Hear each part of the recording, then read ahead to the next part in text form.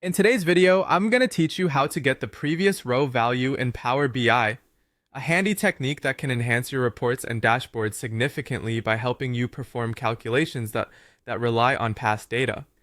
Understanding this process is crucial when you need to create measures that involve comparisons with previous row data, allowing for dynamic and insightful data analytics.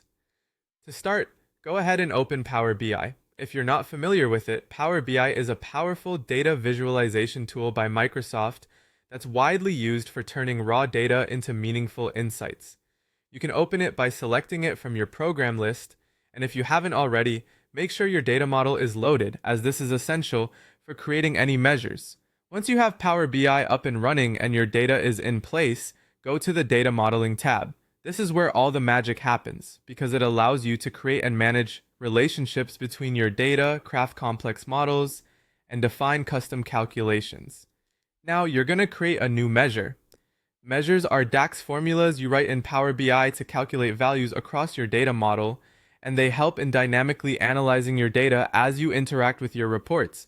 To do this, click on the Modeling tab at the top and then choose New Measure from the drop-down menu. This action opens up the formula bar where you can write your DAX code. The next step involves typing in the DAX code required to capture the previous row value. DAX, which stands for Data Analysis Expressions, is a functional language that provides advanced data manipulation capabilities in Power BI. You may use functions like earlier, calculate, or other DAX functionalities to fetch previous row values depending on your specific needs and data structure. If you're unsure of the exact syntax, don't hesitate to refer to the official Power BI documentation or community forums where fellow Power BI enthusiasts often share valuable insights and examples. After entering your DAX code, it's crucial to test your measure to ensure it's functioning as expected. Insert a table or a matrix into your report's visual pane and drag your new measure into it. Examine whether the calculated values accurately reflect the expected previous row data.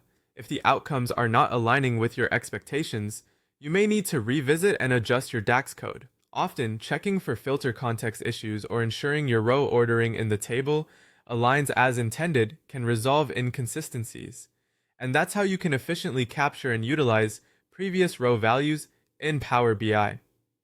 Mastering such techniques can empower you to derive deeper analytical insights and add a layer of sophistication to your reports. Remember, practice makes perfect, so don't hesitate to experiment with different functions and scenarios. Thank you for watching, and I hope you found this tutorial helpful. Happy reporting!